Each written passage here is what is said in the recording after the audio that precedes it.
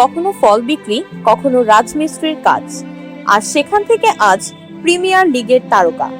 দিনের পর দিন মাকে নিয়ে না খেয়ে থাকার কষ্টও করেছেন। এই গল্পটা কোনো সিনেমার না, এটা ব্রাজিলিয়ান স্ট্রাইকার ইগোর থিয়াগোর বাস্তব জীবন। দারিদ্র, কষ্ট আর সংগ্রাম, এই তিনটেকেই খুব ছোটবেলা থেকে খুব কাছ থেকে দেখেছেন ইগোর থিয়াগো। মাত্র 13 বছর বয়সেই বাবাকে হারান ইগোর থিয়াগো। সংসারের দায়িত্ব এসে পড়ে তার কাঁধে। মায়ের মুখে হাসি ফুটাতে কখনো রাজমিস্ত্রির সহকারী, কখনো বাজারে ফল বিক্রি, আবার কখনো লিফলেট বিলির কাজও করেছেন তিনি। অনেকদিন না খেয়েও পাঠাতে হয়েছে তার পরিবারকে, কিন্তু এত কষ্টের মাঝেও একটা স্বপ্ন কখনো মরেনি, ফুটবলার হওয়ার স্বপ্ন। দিনে কাজ, রাতে অনুশীলন, ক্লান্ত শরীর নিয়েও মাঠে দৌড়াতেন ইগোর।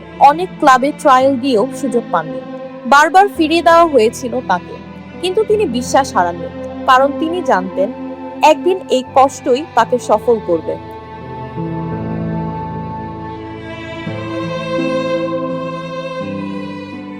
2020 সালে আসে সেই মহেন্দ্রক্ষণ, প্রফেশনাল ফুটবলে অভিষেক, আর প্রথম ম্যাচে গোল করে সবাইকে চমকে দেন ইগোর থিয়াগো। কিন্তু ভাগ্য যেন তখনও তার ধৈর্যের পরীক্ষা করছিল। গোল করার পরপরই ইনজুরিতে পড়ে মাঠ ছাড়তে হয় তাকে।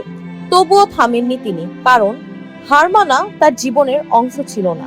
যেই ছেলেটা একসময় ইটবালুর কাজ করত, সেই ছেলেটাই এখন খেলছে বিশ্বের সবচেয়ে কঠিন লিগ, প্রিমিয়ার লিগে। হাজারো তরুণের জন্য ইগোর থিয়াগো এখন এক অনুপ্রেরণার নাম। এটাই হয়তো জীবনের সবচেয়ে বড় শিক্ষা। স্বপ্নটা যদি সত্যি হয়, তাহলে কষ্ট কখনোই বৃথা যায় না।